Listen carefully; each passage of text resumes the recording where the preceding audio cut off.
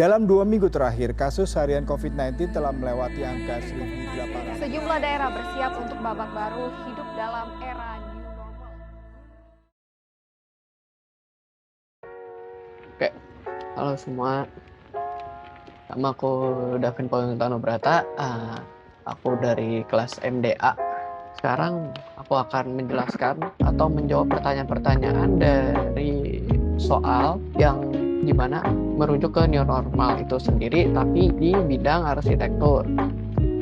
Kita tahu sendiri kan era new normal sekarang dan era sekarang sendiri memiliki teknologi yang super maju.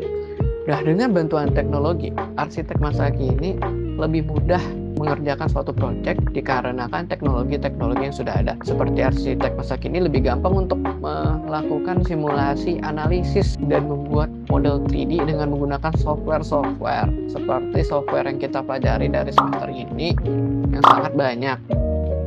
Nah, tidak seperti arsitek zaman dulu yang harus bolak-balik dari site dan harus menggambar manual, membuat model 3D dengan manual. Kalau sekarang kan bisa menggunakan 3D print. Arsitek zaman dulu itu lebih rajin daripada arsitek sekarang. Dikarenakan arsitek dulu kan menggunakan teknik manual dan memang benar-benar harus ke site dan segala macamnya. Kalau untuk arsitek sekarang itu jujur lebih gampang dan lebih menghemat waktu dan tenaga. Nah, seperti yang dimaksudkan adalah dengan bantuan-bantuan software dan intelektual yang sekarang mereka miliki, mereka bisa melakukan atau membuat suatu objek, suatu project dengan lebih gampang. Nah, kalau untuk masa depan, arsitek masa depan itu juga seiring berjalannya waktu, teknologi pasti akan selalu berkembang, dan dengan perkembangan teknologi tersebut kemungkinan besar juga bakal menjadi perubahan yang cukup drastis dari yang dulu, sekarang, hingga ke masa depan itu, sehingga pekerjaan arsitek itu juga mungkin bakal lebih mudah. Oke, selanjutnya, nah, apabila arsitek mampu berperan sebagai sumber daya manusia yang memiliki kualifikasi standar internasional dengan sertifikasi internasional juga, arsitek itu memiliki mobilitas untuk bekerja dan menjual jasa dan kemampuan mereka dan hasil karya mereka di pasar global digital. Kita sebagai arsitek masa depan harus bisa menilai diri kita sendiri.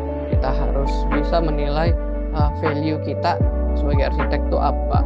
Kita harus mengembangkan kelebihan-kelebihan kita, dan kita harus tahu juga kelemahan-kelemahan kita. Kita harus menutup kelemahan-kelemahan kita sehingga kita bisa mendapatkan kesempatan yang cukup besar dengan ancaman yang sedikit.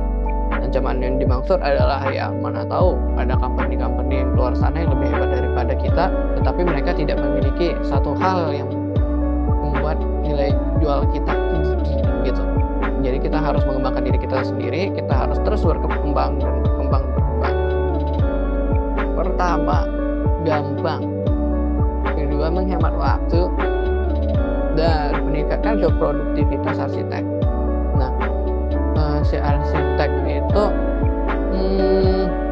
bisa meningkatkan produktivitas mereka dikarenakan meningkatnya teknologi, seperti kayak contoh gampangnya 3D print. Dengan teknologi juga arsitek dapat mempresentasikan hasilnya dan model mereka kepada klien dengan lebih gampang dan real time.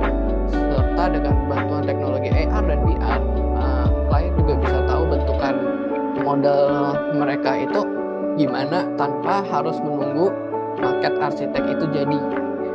Nah, lalu kembali ke kelemahannya. Untuk kelemahannya sendiri adalah, jadi arsitek itu perlu modal, uang. Oke.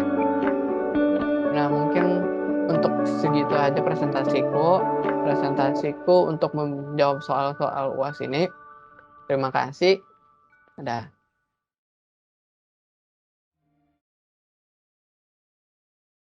Gimana cara matiin ya?